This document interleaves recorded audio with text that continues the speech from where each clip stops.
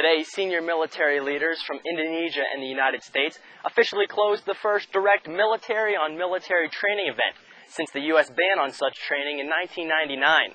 Fire! The training conducted in Bandung with the Indonesian Air Force was called a Joint Combined Exchange of Training, often known as a JCET, and routinely familiar with many Pacific military. Soldiers with the 1st Special Forces Group came to the country to train and redevelop a relationship with the Indonesian military during this Pacific Command exercise, following the State Department's lead. Recently, the progress that they've made with regard to reform politically and economically has removed some obstacles to our working with them, and that's a good news story. As I said, an important country. It's the 3rd largest democracy in the world. It's the largest Muslim population in the world. And more importantly, it's had a history of being a moderate voice in the Islamic community, Islamic world. So working with Indonesia is absolutely in our best interest. And this JCET has been significant because of that. It marks the first time that we've been able to come back in here.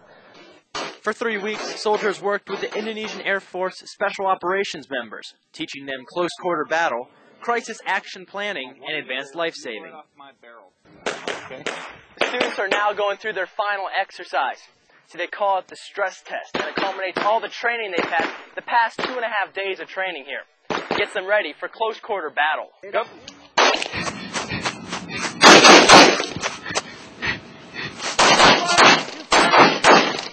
This is definitely a solid relationship that we're establishing with the Indonesians here.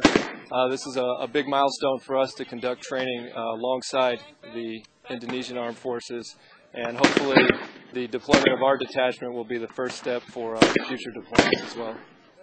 All in all, the training is designed to promote a healthy relationship with the two militaries, as well as increase the capacity of the Indonesian military.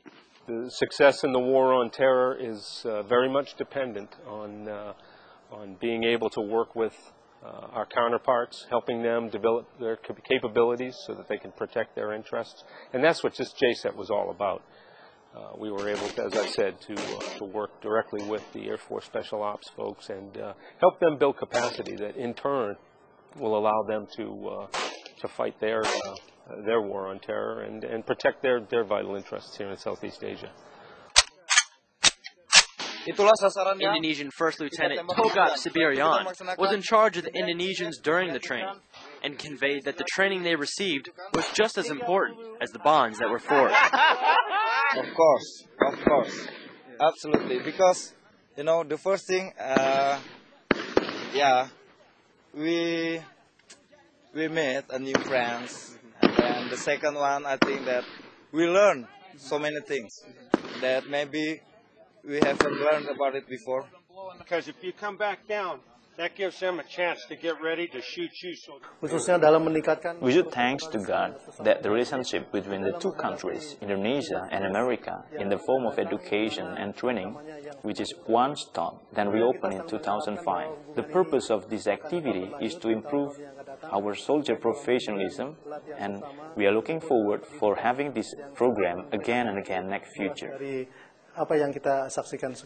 This first military-to-military training event with Indonesia will serve as an important stepping stone to strengthen the military ties between Indonesia and the U.S.